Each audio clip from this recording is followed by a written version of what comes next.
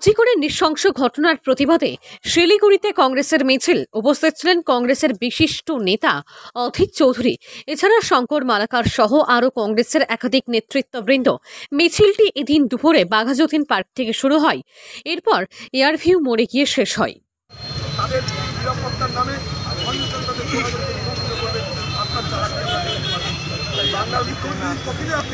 সমাধান চান তাহলে চালাকি রাস্তায় দাঁড়িয়ে আপনি তাদের সঙ্গে খোলা মনে আহ্বান করবেন। এখন চালাকি রাস্তায় নিয়ে আপনি নানা ধরনের ভয় দেখানোর চেষ্টা করছেন। বাইরের খাবার খাবেন না, বাইরের লোক এখানটায় অন্তর্গত ঘটনা করবে, এগুলো বলে আপনি সেখানে